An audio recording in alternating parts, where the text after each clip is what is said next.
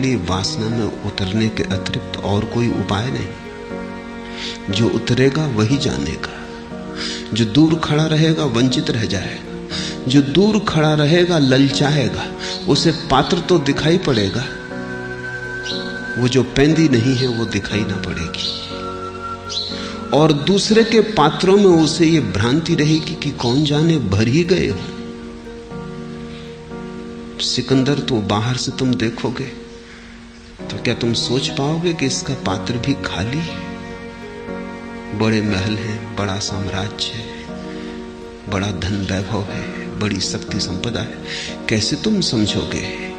पात्र पर हीरे जवाहरात जड़े पर पेंदी नहीं। और हीरे जवाहरातों से थोड़ी पानी रुकेगा पात्र में। गरीब का पात्र टूटा फूटा है, 2 कौड़ी का है, एल्युमिनियम का है।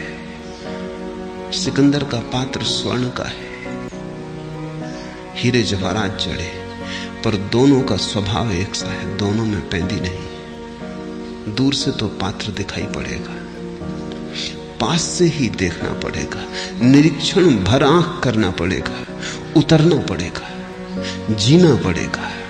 इसलिए उपनिषद कहते हैं तेन त्यक्तेन भुंजीता, जिन्होंने भोगा उन्होंने ही त्यागा। बुद्ध कहते हैं वासना का स्वभाव, उपनिषद कहते हैं वासना को भोगने का परिणाम।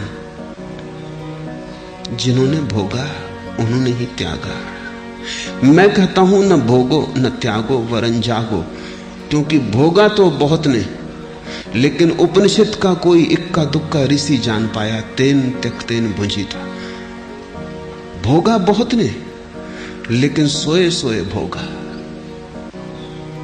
सोए सोए भोगोगे तो भी नहीं जान पाओगे। आंख बंद हो तो पात्र को भरते रहोगे, पेंदी का पता ही ना चलेगा। मुल्ला नसरुद्दीन के जीवन में बड़ी प्राचीन घटना। एक युवक उसके पास आया और उस युवक ने कहा बड़े दूर से आया हूं, सुन के खबर, सुगंध की चर्चा सुन के आया हूं। बहुत गुरुओं के पास रहा, कुछ पा न सका, हताश होने के करीब था कि किसी ने तुम्हारी खबर दी, और पक्का भरोसा लेके आया हूं कि अब हाथ खाली न जाएंगे। मुल्ला नसरुद्दीन ने कहा उस संबंध में पीछे बात कर लेंगे। श्रद्धा है, क्योंकि श्रद्धा हो तो ही तुम सत्य को संभाल सकोगे। मेरे पास सत्य है पर तुम्हारे पास श्रद्धा है।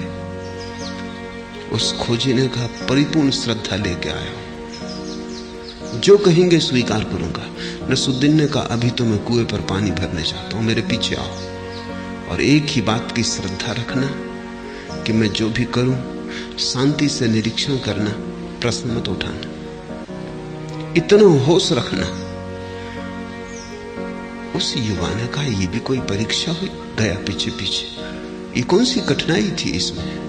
नसरुद्दीन ने एक पात्र रखा घाट पर कुएं के। युवक थोड़ा हैरान हुआ क्योंकि उसमें पेंदी न थी। नसरुद्दीन ने दूसरा पात्र कुएं में डाला, पानी भरा और पेंदी शून्य पात्र में उंडेला। युवक ने कहा यह आदमी पागल है। सारा पानी बह गया और नसरुद्दीन ने तो देखा ही नहीं। उसने तो फिर कुएं में पात्र डाल दिया, फिर भरा, 2 बार 3 बार, चौथी बार युवक भूल गया कि यहां चुप रहना है। उसने कहा रुकिए, ये तो ताजिंदगी ना भरेगा, ये तो हम मर जाएंगे भर भर के, तो भी ना भरेगा क्योंकि इसमें पेंदी नहीं है। नसरुद्दीन ने कहा बस खत्म हो गया संबंध। कहा था श्रद्धा रखना, चुप रहना। और पेंदी से हमें क्या लेना देना है? मुझे पात्र में पानी भरना है, पेंदी से क्या प्रयोजन? फिर मुझे जब पात्र में पानी भरना है तो मैं उसके ऊपर ध्यान रख रहा हूं कि जब सतह पर पानी आ जाएगा, पेंदी से क्या प्रयोजन? उस युवक ने कहा या तो आप पागल हो और या मैंने अपनी बुद्धि गंवा दी। नसरुद्दीन ने कहा जाओ, दोबारा इस तरफ मत आना, क्योंकि असफल हो गए, चुप न रह सके। अभी तो और बड़े इम्तिहान आने को थे। वो युवक लौट तो गया लेकिन बड़ा परेशान हुआ। रात भर सो ना सका, क्योंकि उसने सोचा कि इतनी सी बात तो किसी मूढ़ को भी दिखाई पड़ जाएगी। जरूर इस आदमी का कोई दूसरा ही प्रयोजन होगा, कोई परीक्षा थी। मुझे चुप खड़े रहना चाहिए था, मैं चूक गया। ये गुरु मिला तो अपने हाथ से चूक गया। मेरा क्या बिगड़ता था? अगर पानी न भरता था तो उसका पात्र था, अगर श्रम व्यर्थ जाता था तो उसका जाता था। मैं तो चुपचाप खड़ा रहता। आखिर कितनी देर ये चलता है? मैंने जल्दी की, मैं चूक गया। वो दूसरे दिन वापस आया, बहुत क्षमा मांगने लगा। नसरुद्दीन ने कहा कि नहीं, जितनी समझदारी तूने मुझे बताई, अगर इतनी ही समझदारी तू अपनी जिंदगी के प्रति बताए तो मेरे पास आने की कोई जरूरत नहीं। जिस पात्र को तू भर रहा है उसमें पैंदी है। उसने कहा कौन सा पात्र? नसरुद्दीन ने कहा फिर तू चूक गया। उतना ही इशारा था, तुझे दिखाई पड़ गया कि पात्र में पैंदी ना हो तो भरा नहीं जा सकता। तूने इतने दिन से वासनाएं भरी, कामनाएं भरी, अब तक नहीं भर पाई। कहीं ऐसा तो नहीं कि उनमें पैंदी नहीं? लेकिन फुर्सत कहां है हमें? कौन चिंता करता है पैंदी की? जब भरना है तो हम भरने का विचार करते हैं। नहीं भर पाते तो सोचते हैं दूसरे बाधा डाल रहे हैं। नहीं भर पाते तो सोचते हैं श्रम जितना करना था उतना नहीं किया, भाग्य ने साथ ना दिया। हजार कारण खोज लेते पर एक बात नहीं देखते, कहीं ऐसा तो नहीं कि वासना दुष्पूर है। तो मैं कहता हूं न भोगो न त्यागो, जागो। क्योंकि अगर भोगने में डूब गए, भूल गए, तो कौन जानेगा, कौन पहचानेगा वासना के स्वभाव को कि वासना दुष्पूर है। तुम भोगने में खो सकते हो बड़ी आसानी से, और फिर घबरा के भाग भी सकते हो। बहुत दिन भरा और न भर पाया, फिर तुम भाग भी सकते हो त्याग की तरफ। लेकिन मूर्छित भोग, मूर्छित त्याग समान धर्म है, उनमें कुछ भी भेद नहीं। मंदिर में बैठो कि मकान में, दुकान में बैठो कि हिमालय पर, कुछ अंतर नहीं है। अगर तुम मूर्छित हो तो तुम वही हो।